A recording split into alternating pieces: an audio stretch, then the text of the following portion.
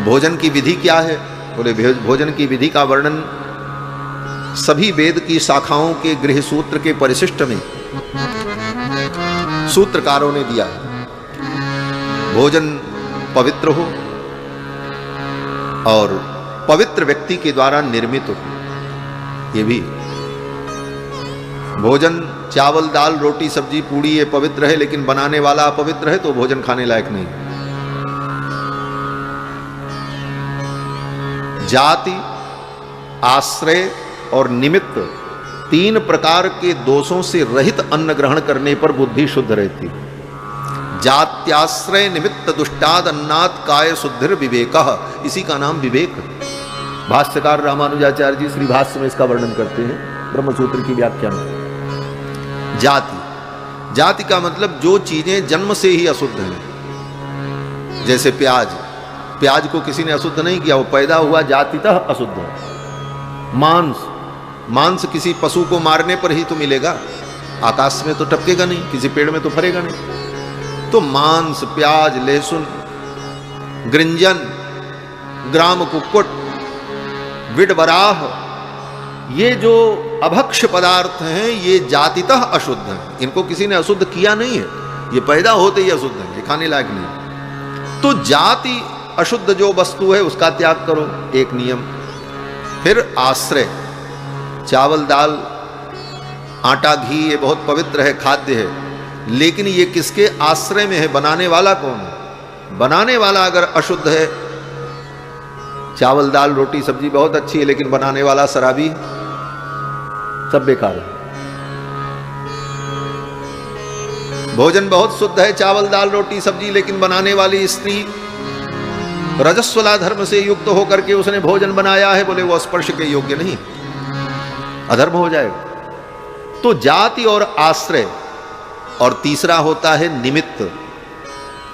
वस्तु शुद्ध है, बनाने वाला भी शुद्ध है, शुद्ध विधि से बनी है, लेकिन कोई ऐसा निमित्त आ गया कि वो वस्तु अशुद्ध हो गई। क्या निमित्त आ गया? बोले भोजन शुद्ध है, बनाने वाले ने शुद्धता पूर्वक बनाया, लेकिन जब भोजन करने चले तब तक आकर के बिल्ली ने उसको जूठा कर दिया, अब वो अशुद्ध हो गया। उसमें बाल पड़ गया, कोई अशुद्ध वस्तु गिर गई, अथवा वस्तु पवित्र थी, बनाने वाला पवित्र था, लेकिन जब परोसने का समय आया तो किसी अपवित्र व्यक्ति ने परोस दिया, तो वो निमित्त दोष से दूषित हो। अब इन बातों को कहो तो लोगों को बुरा लग जाता, हमको अपवित्र मानते। तुमको अपवित्र नहीं मानते, तुम्हारे आचरण से तुम अपवित्र। अब ये कहो कि जो व्यक्ति प्याज लहसुन नहीं खाता, जो व्यक्ति वैष्णव धर्म का पालन करता है, उसको तुम शराब पीने वाले, मांसाहार करने वाले कहो कि हम परोस के खिलाएंगे महाराज, हमारी श्रद्धा है। बोले भाड़ में जाए तुम्हारी श्रद्धा, तुम धरो अपनी श्रद्धा अपने पास, तुम्हारी श्रद्धा से मुझे क्या लेना देना। बंधुओं, ये समझौता जो हम लोग करते चले आए, इसीलिए हमारे धर्म का ह्रास हुआ। लोग कहते हैं महाराज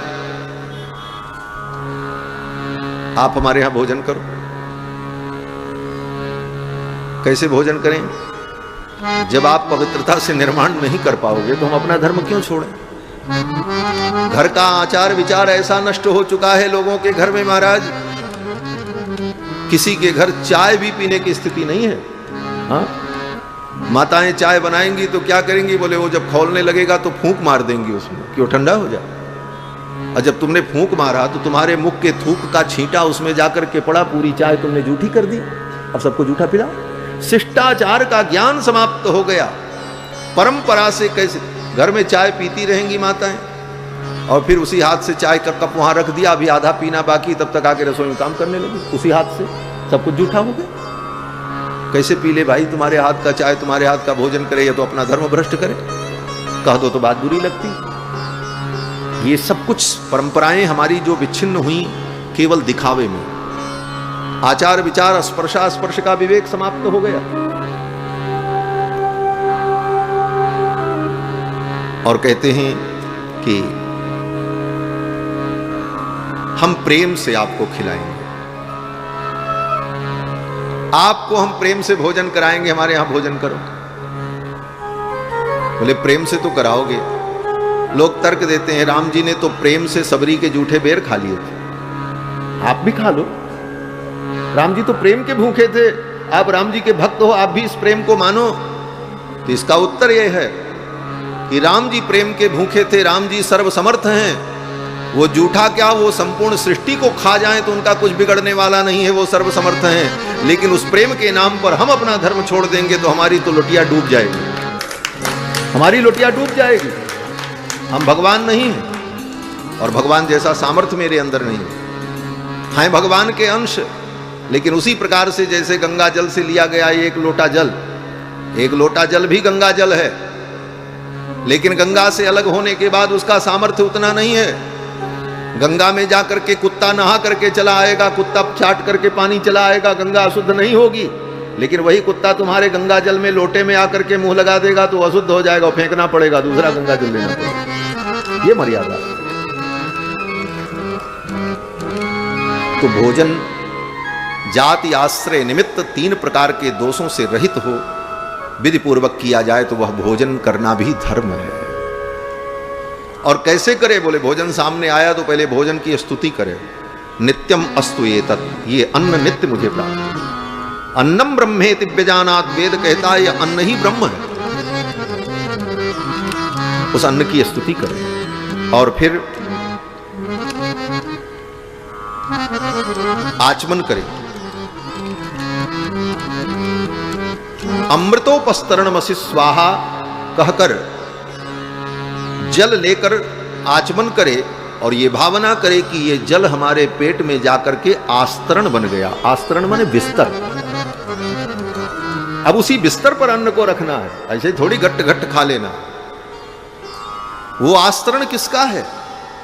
वेद भगवान कहते हैं कि अमृतोपस्तरणमसि, अमृत का बिस्तर मैंने पेट में लगाया मंत्र पढ़ करके। जल जो पिया उसको कहा अमृतोपस्तरणमसि, ये जल मेरे पेट में जाकर के अमृत का बिस्तर बन जाए। जब अमृत के बिस्तर पर अन्न को रखोगे तब वह अन्न भी अमृतमय हो जाएगा, वह अमृत तुम्हारा कल्याण करेगा। नहीं तो फूड पॉइजनिंग हो जाएगी, वो जहर बन जाएगा, तुम्हारे नाश के लिए कारण।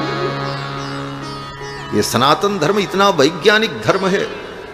इन सब विषयों को बड़े सूक्ष्मता से अनुभव किया जाए तब इसका रहस्य समझ में आता है। और आचमन करने के बाद उस जल को अमृत के रूप में पेट में स्थापित किया। अब उसके बाद उस अन्न को ग्रहण करो। कैसे ग्रहण करना है? बोले पेट में तुम्हारे अग्नि है, इसका नाम जठराग्नि है, जाठर अग्नि।